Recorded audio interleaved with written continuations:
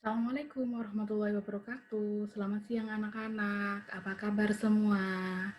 Baik, jadi hari ini kita akan melanjutkan pelajaran minggu lalu dengan tema pencemaran lingkungan.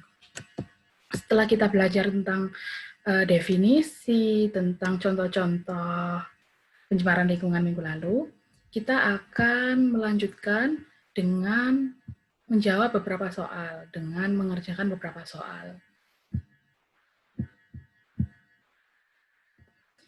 Ibu akan ulas sedikit tentang materi minggu lalu, yaitu tentang pencemaran lingkungan.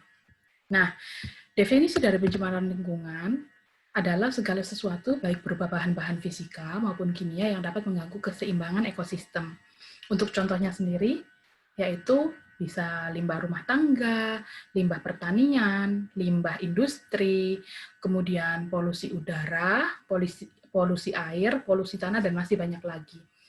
Lalu contoh lainnya apa ya yang bisa kita contohkan tapi menggambarkan tentang pencemaran lingkungan? Coba, siapa yang bisa? Ya, misalnya air jernih yang terkena lunturan baju. Jadi kalau misalnya dari kalian anak-anak yang suka mencuci baju, utamanya biasanya itu yang terbuat dari kain batik, kemudian ada lunturan dari baju batik itu bisa kita contohkan sebagai pencemaran air, betul. Kemudian baju bersih yang terkena noda, akhirnya kan kotor bajunya, itu juga salah satu contoh dari pencemaran. Kemudian apalagi? Nah, ini ada satu contoh, misalnya ini, makanan yang didiamkan terlalu lama menjadi basi. Itu juga makanan itu akibat dari pencemaran. Bisa karena pencemaran udara, udara kan mengandung banyak bakteri sehingga terkontaminasi pada makanan dan makanan menjadi basi. Kemudian contoh lainnya, ya ini ada kita flashback lagi. Apa itu limbah rumah tangga? Nah, sekarang itu limbah rumah tangga menjadi berkontribusi besar terhadap pencemaran, utamanya di aliran air sungai. Lalu bagaimana? Limbah rumah tangga itu menyebabkan sungai tercemar, kotor karena sampah, yang dapat menyebabkan penyakit seperti diare dan gatal-gatal. Kita tahu bahwa di beberapa desa, utamanya di daerah kita sendiri yang masih banyak sungai, itu banyak limbah rumah tangga yang dibuang langsung ke sungai. Itu juga akan menyebabkan pencemaran air. Padahal kalian kan juga masih mandi di sungai ya. Ya, beberapa dari kalian juga masih mandi di sungai. Lalu bagaimana agar pencemaran itu tidak terjadi di sungai?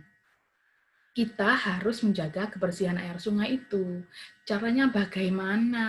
Ya, caranya dengan tidak membuang sampah dan limbah ke sungai. Lalu kita akan langsung masuk ke contoh soal.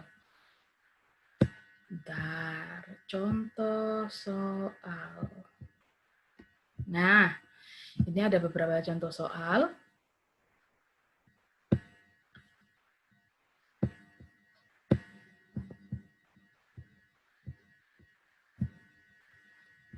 Tunggu ya. Beberapa contoh soal. Oke.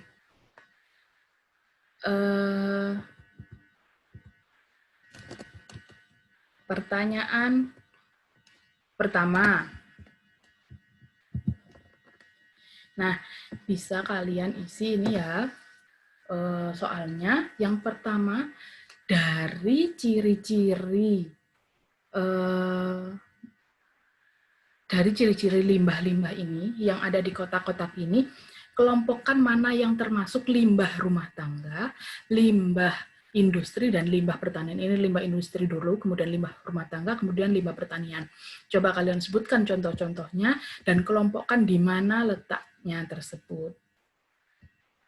Kemudian, soal nomor 2, berdasarkan ciri-ciri air tercemar, kan sudah tahu ya ciri-ciri air tercemar, apa saja? Iya, air jernih menandakan air tidak tercemar. Air yang keruh menandakan air itu tercemar. Kemudian apalagi? Bau.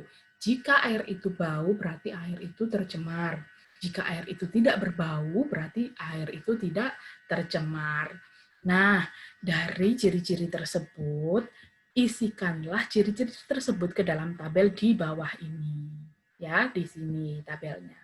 Kemudian soal berikutnya, bagaimanakah tahap-tahap membuat pengamatan sederhana untuk membuktikan udara tercemar atau tidak?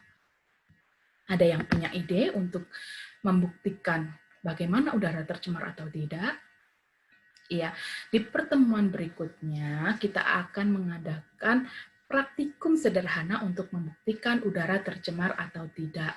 Nanti kalian harus menyiapkan tabel pengamatan dan menyimpulkan kesimpulan yang sudah kita praktikumkan ya. Jadi Ibu Dinda jelaskan sebentar ya. Untuk membuktikan udara tercemar atau tidak, kita bisa menggunakan roti tawar. Nah, roti tawar ini bisa roti tawar atau kertas. Yang lebih mudah dan tidak mubazir ya, nanti kita buat kertas saja.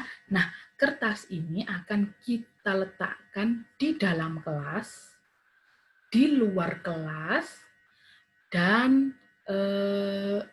dua itu saja deh. Dua itu saja, jadi di dalam kelas dan di luar kelas. Manakah kertas yang akan terlalu kotor karena udara di luar dan di dalam. Nanti kita bandingkan hasilnya. Bagaimanakah hasil dari kertas yang berada di luar kelas dan bagaimana kertas yang berada di dalam kelas. Ya. Kemudian soal berikutnya yang keempat ya. Apa yang kamu ketahui jika mendengar kata bioremediasi? Ya, coba jelaskan dengan bahasamu sendiri. Jangan terpatok pada buku. Kalau misalnya kalian sedang membaca buku, boleh melihat referensi dari buku. Tetapi akan lebih baik jika kalian menuangkan isi pikiran kalian dalam tulisan kalian. Gitu ya. Kemudian, Bu Dinda ingatkan, jika dari soal-soal ini ada yang tidak mengerti atau masih belum paham, kalian boleh bertanya kepada Bu Dinda. Nanti mana yang tidak kalian mengerti akan Bu Dinda jelaskan ulang. Begitu. Sekian pertemuan hari ini anak-anak. Terima kasih. Wassalamualaikum warahmatullahi wabarakatuh.